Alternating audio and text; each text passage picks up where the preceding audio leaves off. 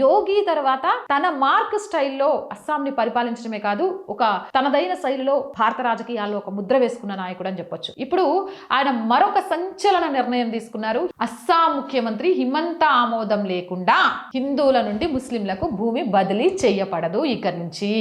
దీనికి అధికారుల ఆమోదం అనేది కంపల్సరీ. బంగ్లాదేశీలు స్థానిక ప్రజల భూమిని ఆక్రమించకుండా ఆపడానికే ఇది తీసుకొచ్చామని చెప్పారు. అంతేకాదు అస్సాం ప్రభుత్వం ల్యాండ్ జిహాద్ అండ్ లవ్ జిహాద్ పై 2 చట్టాలను తీసుకురానుంది. లవ్ జిహాద్ లో పాల్గొనే వారికి అస్సాంలో జీవిత ఖైదు విధించబడుతుందని ముఖ్యమంత్రి హిమంత బిశ్వ శర్మ ప్రకటించారు. ఇక నుంచి లవ్ జిహాద్ ల్యాండ్ జిహాద్ ని అస్సాంలో కాలు కింద వేసి తొక్కి పెడతాం. ఎవడైనా లవ్ జిహాద్ అంటే ఇక వాడు మళ్ళీ బయటికి రావడం ఉండదు. జీవితాంతం జైల్లోనే బతికే ఒక కఠినాతి కఠినమైన శిక్ష ఉంటది. అలాగే 100 రూపాయల రేటు ఉన్న భూమిని 1000 రూపాయలకైనా హిందువుల దగ్గర నుంచి ఏదో రకంగా భూమిని కొనేసి ఇక్కడ మసీదులు కట్టేసి దేశం నుంచి ముక్క చేస్తామంటే ఖబర్దార్ బిడ్డ. ఇక నుంచి అట్లా భూములు అమ్మాలన్నా కొనాలన్నా ప్రభుత్వ అధికారుల పర్యవేక్షణ ఉండాలి. దానికి సంబంధించి అన్ని కావాలి.